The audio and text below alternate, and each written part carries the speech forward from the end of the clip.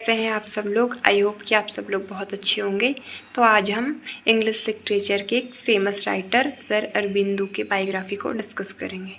तो स्टार्ट करते हैं। सर अरबिंदो का फुल नेम था सर अरबिंदो घोष।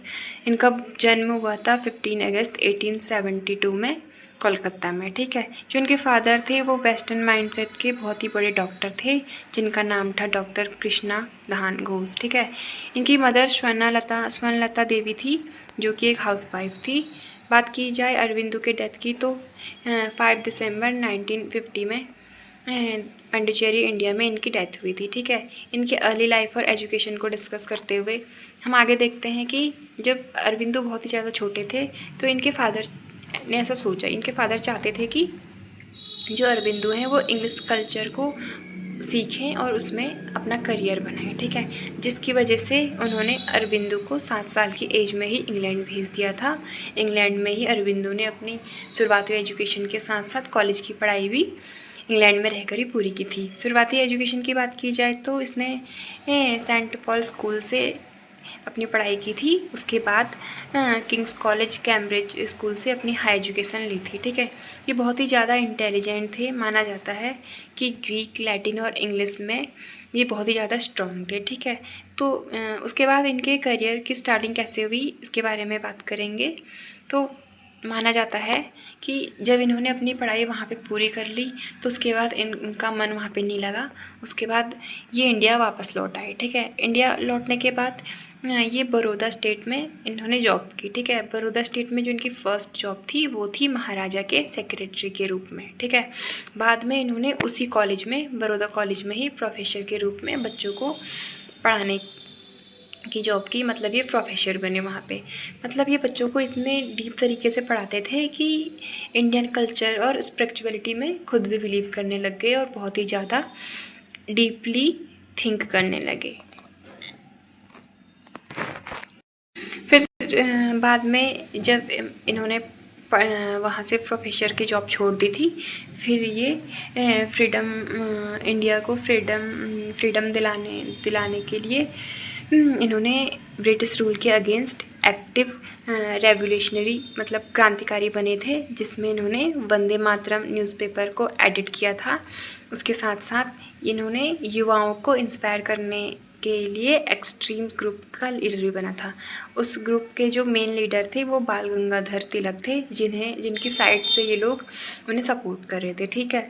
उसके बाद बात की जाए इनके पॉलिटिकल करियर की तो उसके बाद मतलब जब ये इंडिया को फ्रीडम दिलाने के बीच में उतरे थे तो उसके बाद इन्होंने पॉलिटिक्स में भी कदम रख लिया था। जिसके बाद अलीपुर बॉम्ब केस हुआ था। माना जाता है कि अलीपुर बॉम्ब केस में इन्हें वो बनाया गया था, मतलब इन पर आरोप लगाया गया था कि ये बॉम्ब इन्होंने वो किया था, ब्लास्ट करवाया था। ठीक है। जिसके चक्कर में इन्हें 1908 में अरेस्ट किया गया था और ये 1 साल तक जेल में बंद रहे थे। ठीक है। इस टाइम पे माना जाता है कि इन्होंने बहुत ज़्यादा बुक्स पढ़ी थी, इंडियन कल्चर के बारे में और ज़्यादा जानकारी ली थी, इन्फॉर्मेशन ली थी, जिसके साथ इन्हें डीप स्पिरिचुअलिटी का एक्सपीरियंस हुआ था। इनका माना जाता है कि इन्हें ऐसा लगता था कि भगवान श्री कृष्ण इन्हें खुद आकर गाइड कर रहे हैं, बता रहे हैं कि इन्हें किस रास्ते पे चलना है। ठीक है। और जो मतलब ये बॉम्ब ब्लास्ट था ये इनकी लाइफ का बहुत ही बड़ा टर्निंग पॉइंट बन गया था। जिसके बाद इन्होंने जेल से बाहर निकलने के बाद इन्होंने पॉलिटिकल करियर छोड़ दिया था। उसके बाद इनकी स्पिरिचुअल लाइफ की शुरुआत होती है। माना जाता है कि जब ये जेल से बाहर आए पॉलिटिकल करियर छोड़ने के बाद 1910 में ये पांडिचेरी चले गए थे। वहाँ जाके ये शिफ्ट हो गए थे। वहाँ पूरी तरह से पूरी लाइफ इन्होंने मेडिटेशन और स्पिरिचुअलिटी में लगा दी। ठीक है। मेडिटेशन के साथ साथ ये योगा भी सिखाते थे।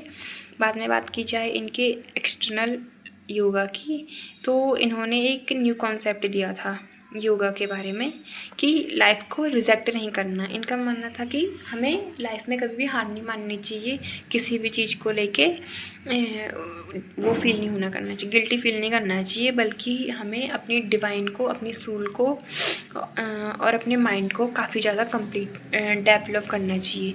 जिसके साथ साथ हम नॉर्मल ह्यूमन नहीं रहेंगे, मतलब सुपर ह्यूमन बन जाएंगे। ठीक है।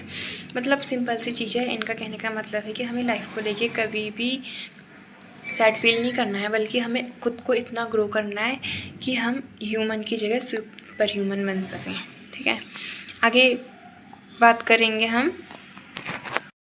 इनके मेजर वर्क्स के। ठीक है, इन्होंने बहुत ही फेमस बुक लिखी थी जिसका नाम है दैट लाइफ डिवाइन, जिनमें इन्होंने उस फिलॉसफी को बहुत ही डीपली एक्सप्लेन किया है, बताया है हमें कि लाइफ डिवाइन कैसी होती है, स्पिरिचुअलिटी में हमें कैसे बिलीव करना चाहिए। ठीक है, फिर इनकी जो दूसरी मोस्ट फेमस बुक है वो है द सिंथेसिस, जो कि मतलब बताई जाती है कि हम पुरानी जानकारी से नए विचारों का आविष्कार कैसे कर सकते हैं। मतलब हमारे पास अगर कोई पुरानी इन्फॉर्मेशन है तो हम अपने थॉट में उसे कैसे चेंज कर सकते हैं। ठीक है, फिर जो इनकी द मोस्ट फेमस बुक है वो है सावित्री, जो कि एक पोयम है, जो कि मतलब इन्हें पूरी तरीके से राइटर में फेमस कर दिया। ठीक है, फिर इन्होंने ऐसे ऑन द गीता भी लिखा था, मतलब गीता का एनालिसिस भी किया था। ठीक है, तो बात की जाए सर अरबिंदो जब 1908 में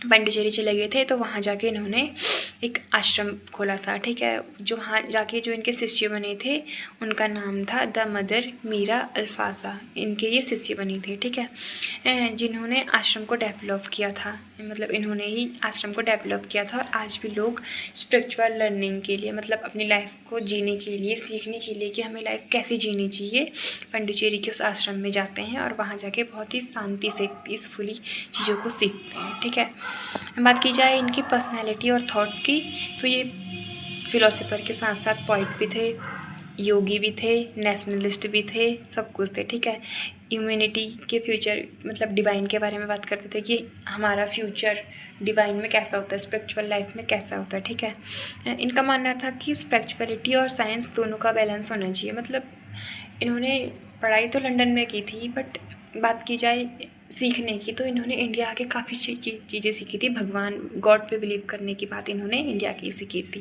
तो इनका यही मानना था कि हमें पूरी तरीके से हर चीज़ को नहीं भूलना है, हमें स्पिरिचुअलिटी और साइंस को दोनों को बैलेंस बना के एक साथ चलना है। ठीक है, इनकी डेथ की बात की जाए तो 5 दिसंबर 1950 में इनकी डेथ हुई थी।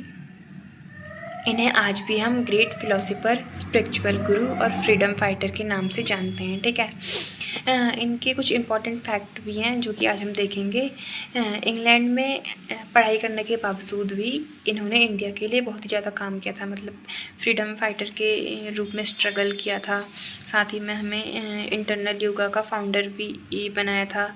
सावित्री जो कि बहुत ही फेमस एपिक है, उस पोइटिक वर्क है, उसको भी बहुत ज़्यादा फेमस किया था। ठीक है, तो कुल मिलाकर अगर सर अरबिंदो की लाइफ को एक वर्ड में डिस्कस किया जाए तो कहा जाता है कि मतलब ये विदेश जाकर भी अपनी इंडियन कल्चर को नहीं भूले थे, यहाँ आकर उन्हें बहुत ही डीप कनेक्शन मिला था। साथ ही इन्होंने इंडिया के लिए बहुत सारी चीज़ें की भी हुई थी। ठीक है, तो आई होप कि आपको ये वीडियो, आज की वीडियो समझ में आई होगी। मिलते हैं नेक्स्ट वीडियो में, बाय बाय।